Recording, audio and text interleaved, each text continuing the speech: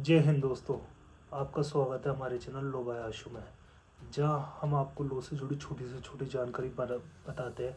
Hope आपको हमारी video अच्छी लगती होगी एंड लगेगी भी, क्यों नहीं। हम जानकारी इतनी अच्छी देते हैं तो I am kidding, I am just kidding. तो शुरू करते हैं आज की जो वीडियो है। जैसा कि जो प्रीवियस वीडियो थी उसमें मैंने आपको एनआई एक्ट के बारे में बताया था, चेक बाउंस केस क्या होता है उसमें मैंने आपको ब्रीफ में बताया था, छोटी से छोटी डिटेल पूरी कवर करी थी कि एनआई 138 एक्ट क्या होता है। उसके इंग्रेडिएंट्स बताए थे आपको, एसेंशियल इंग्रेडिएंट्स बताए थे 5 तरह के, और आपको बताया था कि वो कंपाउंडेबल होता है, नॉन कंपाउंडेबल होता है, क्रिमिनल होता है या सिविल होता है, या जेल होती है नहीं होती, तो सारी चीज़ें बताई थी। देखो दोस्तों, एनआई का जो केस है, जो एनआई के केसेस है, इनको आपको सीरियस लेना पड़ेगा, क्योंकि हाल ही में जैसे आप अगर फॉलो कर रहे हो, मैं जैसे अभी मैं शूट कर रहा हूँ इस वीडियो को और फिर मैं अपलोड करूँगा, तो 1-2 दिन में आपको पता चल जाएगा। जैसे हाल ही में हमने जो अपने एक एक्टर है राजपाल यादव जी, उनको इसी केस में जेल हो चुकी है, तिहाड़ जेल हो चुकी है। तो दोस्तों, ये एनआई के केस सीरियस है, इनको हल्के में ना लें, और कुछ ऐसी गलतियां करते हैं जिसकी वजह से आपको जेल तक हो सकती है इन केसेस में।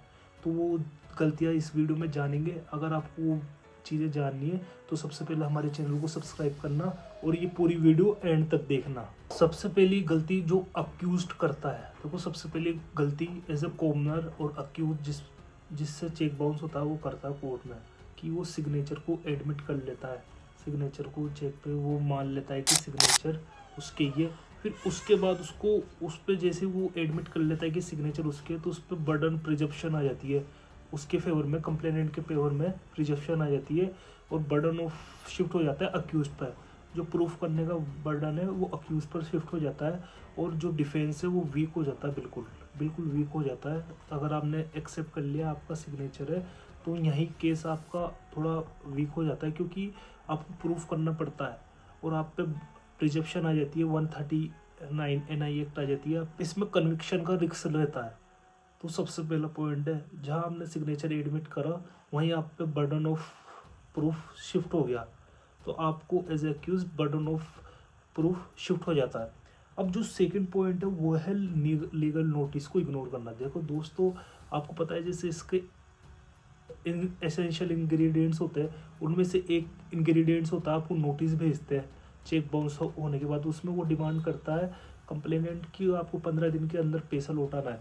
तो आप जब वो चेक आपको भेजते हैं, 15 नोटिस भेजते हैं 15 दिन के लिए, और आप उस नोटिस को इग्नोर कर देते हैं, एक्सेप्ट ही नहीं करते, इग्नोर कर देते हैं, आप सोचते हैं इसका जवाब नहीं देते, इसको एक्सेप्ट नहीं करते, तो ये आपकी सबसे बड़ी भूल है। मैं कोई आपको ये लो की वो नहीं बता रहा, मैं सिर्फ एक जनरल इन्फॉर्मेशन दे रहा हूँ। इस वीडियो बनाने का पर्पस है वो ओनली जनरल नॉलेज के लिए, लीगल जनरल नॉलेज के लिए। जब आप नोटिस इग्नोर करते हैं, जब आप नोटिस इग्नोर करते हैं तो आप लायबल हो जाते हैं। वो आपका जो एसेंशियल है इंग्रेडिएंट्स है ऑफेंस कंप्लीट करने के लिए, वो पूरा हो जाता है, और आप चेक बाउंस के अक्यूज हो जाते हैं, आरोपी हो जाते हैं, क्योंकि आपने लीगल नोटिस आपने इग्नोर करा, उसका जवाब नहीं दिया, उसको लिया नहीं। तो ये चीज़ें गलत है, आपको रिसीव करना चाहिए, बाकायदा उसका जवाब देना चाहिए। तो ये आपकी एक मिस्टेक है, one of the best mistake होती है, बड़ी मिस्टेक है ये। चेक बाउंस के केसेस में ज़्यादातर लोग करते हैं, तो ध्यान से इस मिस्टेक को सुधारना। और जो तीसरी सबसे बड़ी मिस्टेक है वो है कि ओरल डिनायल, कहना कि हाँ मैंने तो नहीं लिया, मैंने ये डेप्ट के लिए नहीं दिया था, मैंने उधार चुकाने के लिए नहीं दिया था। भाई आपको चुकाना, देखो कोर्ट है ना, कोर्ट सबूत मांगती है, कोर्ट सिर्फ सबूत मांगती है, कोर्ट ये नहीं मांगती कि आपकी ये कि जवान कितनी सस्ती है, आपने झूठ कहा सच कहा। कोर्ट एविडेंस पे भरोसा करती है, प्रूफ पे भरोसा करती है, आपको एविडेंस प्रेजेंट करने पड़ते हैं। आप ऐसे ओरल डिनायल करके नहीं कोर्ट से आप रिलीफ नहीं ले सकते, कि ओरल डिनाइल करके आप कोर्ट से रिलीफ नहीं ले सकते चेक बाउंस के केस में या किसी भी मैटर में, क्योंकि आपको एविडेंस पे चलती है कोर्ट, ना कि बिना तथ्यों पे। एविडेंस पे चलती है, ओरल तथ्यों पे नहीं चलती, ओरल फैक्ट्स पे नहीं चलती, एविडेंस पे चलती है कोर्ट। तो कोर्ट्स एविडेंस देखती है, इसलिए आपको मजबूत बाकायदा पुख्ता सबूत आपके पास होने चाहिए, आपका जो खेर है उसके सबूत होने चाहिए, जब भी आप पे कोर्ट विश्वास करेगी और जब भी आपको रिलीफ मिलेगा।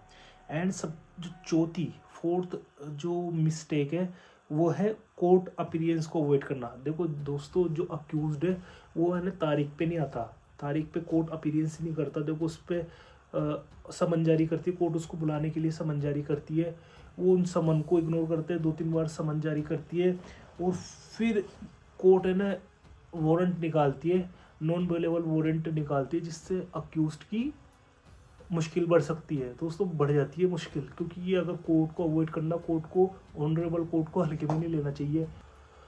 फिफ्थ जो पॉइंट है कि कॉम्प्रोमाइज़ नहीं करना, सेटलमेंट नहीं करना। देखो चेक बाउंस का जो केसेस में सबसे ज़्यादातर एक जो चीज़ है वो सेटलमेंट ही है। सबसे ज़्यादा कोर्ट इसको तरजीह देती है, सेटलमेंट हो जाए और आराम से, ये कंपाउंडेबल ऑफेंस ही, ये बाहर भी सेटलमेंट हो सकता है इसका, और कोर्ट के द्वारा भी सेटलमेंट हो सकता है। तो दोस्तों इस ऑफेंस में आपको मिस करना, जैसे कई लोगों का क्या ईगो बहुत बड़ा रहता है, कि अक्यूज रहता है, उसका ईगो बहुत बड़ा रहता है कि वो मैं क्यों करूँ, मैं सेटलमेंट क्यों करूँ, चाहे से केस कितना ही लंबा चले मैं तो केस लड़ूंगा, मैं राजीनामा नहीं करूँगा, कुछ भी राजीनामा नहीं करूँगा, सेटलमेंट बिल्कुल भी नहीं करूँगा, चाहे मैं कितना ही परेशानी में हूँ, चाहे कितनी तकलीफ हो, मैं बिल्कुल सेटलमेंट नहीं करूँगा। तो ये जो ऐसी थिंकिंग रहती है, ये कई बार मुश्किल पड़ जाती है आदमियों को, अक्यूज्ड को बहुत ये गलती करते हैं।